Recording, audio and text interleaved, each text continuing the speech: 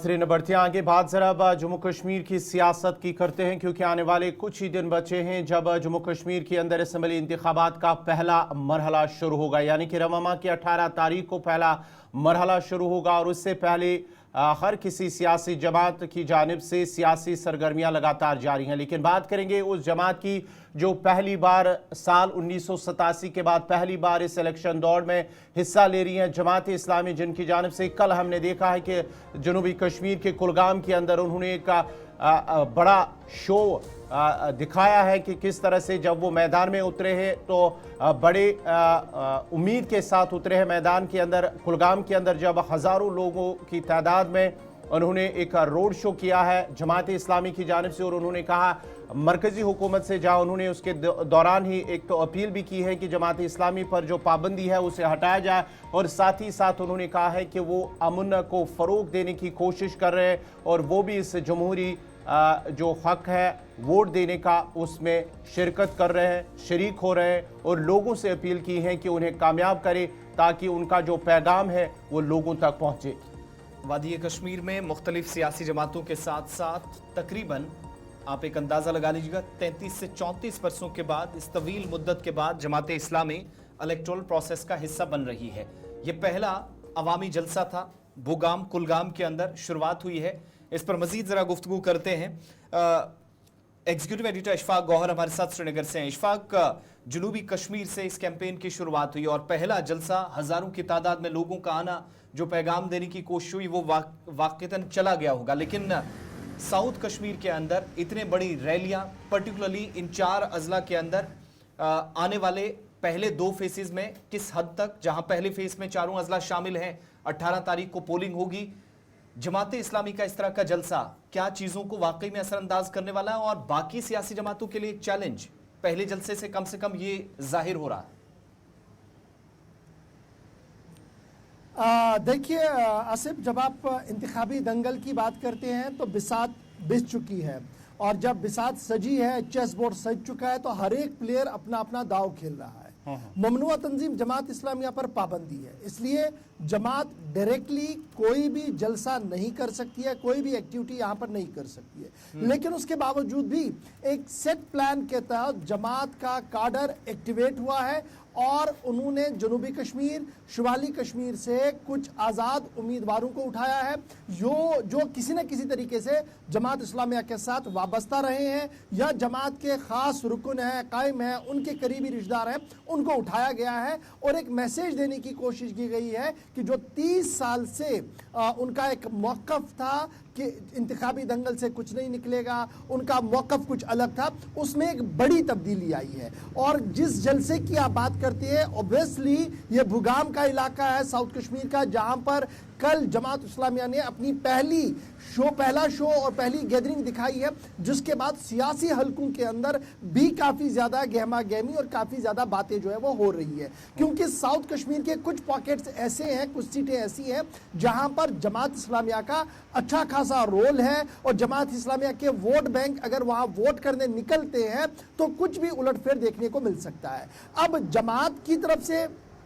कल बराह रास्त कोई जलसा नहीं था, आज़ाद उम्मीदवारों ने जलसा किया, लेकिन बात कश्मीर की, कश्मीरियत की, कश्मीरी नौजवान जो जेलों के अंदर बंद हैं उनको वापस लाने की और एक दायमी हल की बात कहीं ना कहीं उनकी तरफ से सामने रखी गई और ये साफ कर दिया कि जिन कठिन और मुश्किल हालात में वो इस मकाम पर पहुंचे हैं और जिन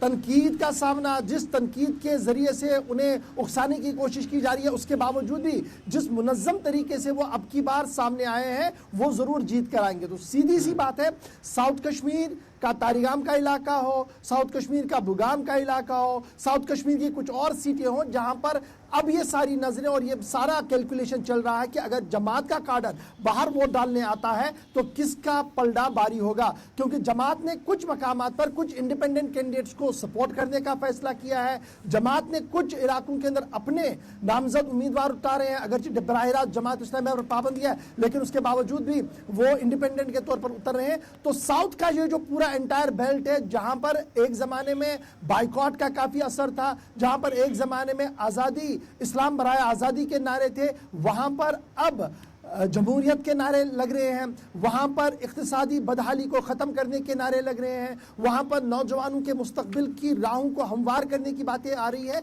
तो ये एक बहुत बड़ा बदलाव है और बहुत बड़ा शिफ्ट है जो आज जनूबी कश्मीर के अंदर देखने को मिल रहा है। और आज भी मुख्तलिफ मकामात पर हमारे पास आज भी इतलात है कि बडगाम के कुछ इलाकों के अंदर भी जमात का काडर जो है वो काफ़ी ज़्यादा एक्टिवेट हुआ है और आज वो अपना हतमी फैसला लेंगे कि वो अपना पलड़ा कहाँ की ओर फेरेंगे, क्या किसी सियासी जमात के लिए वो वोट करेंगे या कुछ और मौके इख्तियार करेंगे। तो इस तरीके से बडगाम से लेकर साउथ तक जब आप देखेंगे, श्रीनगर में उतनी ज़्यादा प्रेजेंस उनकी नहीं है, नॉर्थ के कुछ पॉकेट्स के अंदर ज़रूर उनकी प्रेजेंस है। तो ये वाला फैक्टर जो है ये बज़ कर रहा है मुख्तलिफ पॉलिटिकल सर्कल्स के अंदर। लेकिन अच्छी बात ये है कि 3 दहाइयों के बाद at least 30 gap of 30 years Jamaat cadre activate है, मैदान में है, जमहूरियत की बातें हो रही है, इंसानियत की बातें हो रही है और नौजवानों की बातें हो रही है। जमात इस्लामी की तरफ से क्या नारे लगाए जाते थे, अवाम के दरमियान कैसे अपना दबदबा कायम रखा गया था, मौक़िफ़ में तब्दीली के बाद जब आप अवाम में जाते हैं तो एक तासुर तो ये भी दिया जाता है कि आप अपनी बेस लाइन से हट गए हैं जिसके लिए पार्टी या ये ग्रुप बना था। आज 30 या 35 वर्षों के बाद वापस आना एक नई लाइन के साथ हम इलेक्टोरल प्रोसेस का, डेमोक्रेटिक प्रोसेस का हिस्सा बन रहे हैं। पहली बात तो ये कि आपका नुक्ता नज़र इस पर क्या है कि ये बात वादी कश्मीर के अवाम या वो तमाम लोग जो जमात को बहुत करीब से देखते रहें, फॉलो करते रहें, वो कबूल करेंगे, या फिर ये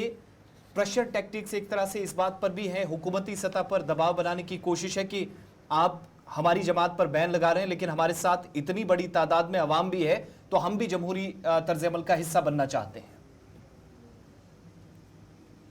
देखिए, आपको देखना होगा कि जब लोकसभा के इलेक्शन में कायम जमात, रुकन जमात बाहर आए, सीनियर जमात के लीडर्स बाहर आए और उन्होंने वोट किया, तो उसी वक्त एक सिग्नल उन्होंने दिल्ली तक पहुंचाने की कोशिश की कि अब की बार हवा बदली है, अब की बार सोच बदल रही है और उसका कहीं ना कहीं खैर मकदम भी कुछ सर्कल्स के अंदर किया गया। लेकिन मरकजी हुकूमत, वजारत दाखिला ने जमात इस्लामिया पर पाबंदी कंटिन्यू रखी जिसकी वजह से वो बराह रास्त मैदान में नहीं आए। उसके बाद लग रहा था कि शायद वो किसी को सपोर्ट करेंगे और किसी पार्टी के लिए काम करेंगे, लेकिन जमात का जो अपना एक सिस्टम आज के दिनों में है, 5-6 लोग जो अभी बाहर है जो इस पूरे प्रोसेस को देख रहे हैं, उन्होंने ये फैसला लिया कि now we will file independent candidates और उन्होंने अपने ही अरकान को खड़ा कर दिया कई कई मकामात पर। अब सवाल ये है कि जमात का एंटायर काडर जो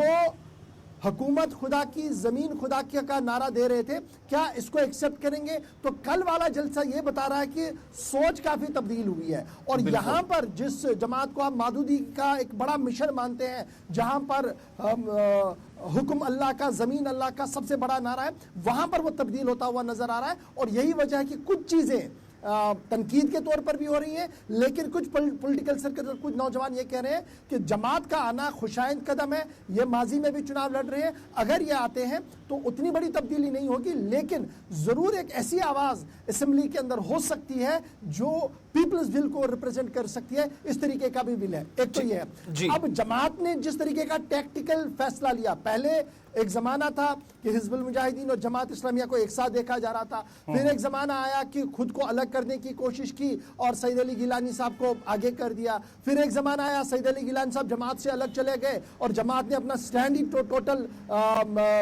यू में ले लिया और उन्होंने कहा कि देखिए जी हम दीनी जमात है तो दीनी काम करेंगे और दीनी इज्तिमात करते रहे। और आज का ये जो बड़ा मुंह उनका आया है, ये साफ दिखा रहा है कि जमात ने जो फैसला लिया है आने वाले दिनों में वो मुख्तलिफ सियासी जमातों के लिए भी एक बड़ा सवाल होगा। और क्या मरकजी हुकूमत इससे मुतमईन होगी कि अब जमात इस्लामिया सेक्शनिस्ट पॉलिटिक्स नहीं करेगी, आज़ादी बराए इस्लाम की पॉलिटिक्स नहीं करेगी, हिंदुस्तान से अलहदगी की पॉलिटिक्स नहीं करेगी? अगर उन्हें इस बात का पूरा भरोसा मिला तो हो सकता है आने वाले दिनों में पाबंदी भी हट जाए, लेकिन फिलहाल पाबंदी जमात पर है। लेकिन जमात ने जिस शो का कल मुजाहिरा किया है उसके बाद साउथ कश्मीर के मुख्तलिफ सर्कल्स के अंदर, पॉलिटिकल सर्कल्स के अंदर हंगामा और काफी ज्यादा है। इशफाक, आप हमारे